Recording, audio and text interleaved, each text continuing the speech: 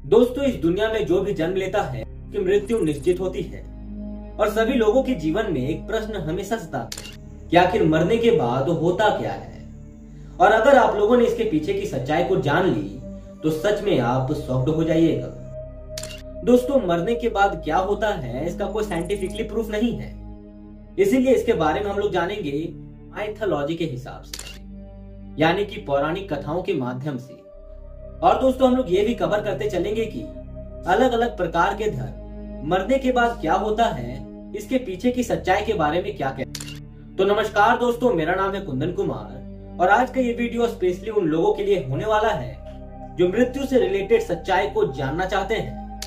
दोस्तों, जब किसी की मृत्यु होती है तो उसका शरीर मरता है, आत्मा नहीं, और वही आत्मा दूसरे शरीर में प्रवेश करके एक शिशु के रूप में फिर से जन्म लेता है। तो चले जानते हैं दोस्तों मृत्यु की सच्चाई के बारे में। देखिए दोस्तों, अलग अलग प्रकार के धर्मों में अलग अलग प्रकार के नियम भी हैं। किसी धर्म में शव को जलाया जाता है तो किसी धर्म में शव को दफनाया जाता है। मरने के बाद क्या होता है चलिए जानते हैं इस्लाम धर्म के माध्यम से। दोस्तों, इस्लाम धर्म के मुताबिक जब किसी भी व्यक्ति की मृत्यु होती है तो उसके मृतक शरीर को जलाना वर्जित माना गया है, इसीलिए उसका दफन किया जाता है। और दोस्तों, इस्लाम धर्म में ये भी लिखा गया है कि जब किसी भी व्यक्ति की मृत्यु होती है और अगर वो पुण्य आत्मा वाला हो तो उसे स्वयं लेने खुदा आते हैं, यानी कि जिसे अल्लाह कहते हैं। और दोस्तों, अगर कोई आत्मा पापी हो तो उसे लेने के लिए राक्षसों जैसे दिखने वाले जीन लेने आते हैं और उसे बड़ी पीड़ा देते हुए खुदा के पास ले जाया जाता है, जो कि उसके कर्मों के हिसाब से उसे दंड मिलता है। और दोस्तों, इस्लाम धर्म सदका दान के बारे में बहुत ही महत्वपूर्ण बात लिखी गई है। ऐसा कहा जाता है कि अगर मृतक व्यक्ति के लिए सदका दान किया जाए तो उसके सजा को माफ कर दिया जाता है। दोस्तों, सदका दान वो होता है जो कि खुदा द्वारा बनाए गए वस्तु का दान करना, यानी कि जैसे स्वर्ण हो गया, सिल्वर हो गया, कई ऐसे प्रकार की चीजों का दान करना। तो दोस्तों, ये बातें थी इस्लाम धर्म की। अब चलिए बात करते हैं सनातन धर्म के बारे में, जिसे वैदिक धर्म और हिंदू धर्म के नाम से भी जानी जाती है। दोस्तों, हिंदू धर्म एकमात्र ऐसा धर्म है जिसमें शव को जलाया भी जाता है और दफनाया भी जाता है। चलिए मैं बता देता हूँ कि किसको दफनाया जाता है और किसको जलाया जाता है। दोस्तों, जिस व्यक्ति का विवाह हुआ रहता है उस व्यक्ति को जलाया जाता है और जिस व्यक्ति का विवाह नहीं हुआ रहता उसे दफनाया जाता है।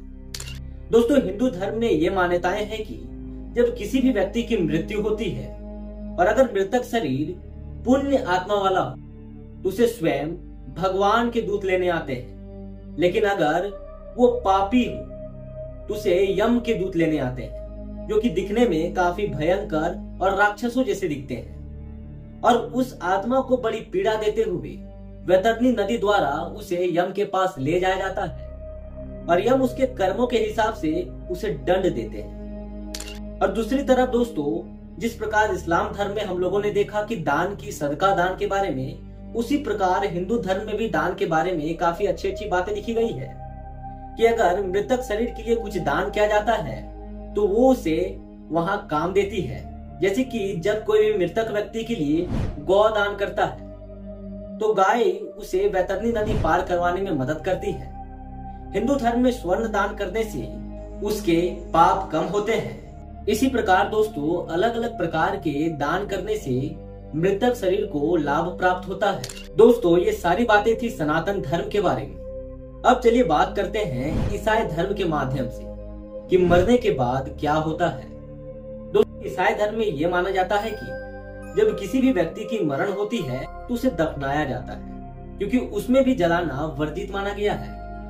और दोस्तों, ऐसा माना जाता है ईसाई धर्म में कि जब यीशु मसीह फिर से जन्म लेंगे तो दफन किए गए सभी लोग फिर से जीवित हो जाएंगे।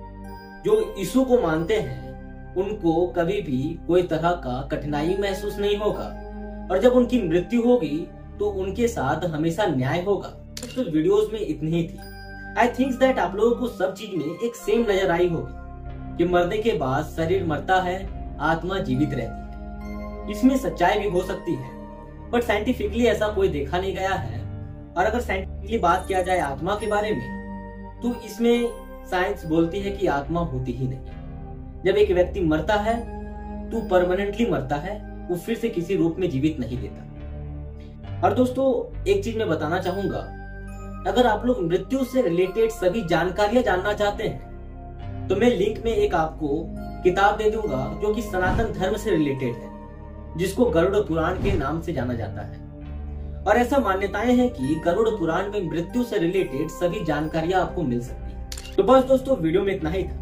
अगर आप लोगों को वीडियो पसंद आता है तो वीडियो को लाइक करें, कमेंट करें और अपने दोस्तों और सगे संबंधियों के पास वीडियो को जोरदार शेयर करें। और अगर आप लोग चैनल पर नए हैं तो चैनल को सब्सक्राइब कर दें। तो ठीक है दोस्तों, फिर मिलते हैं एक ऐसे ही वीडियो में।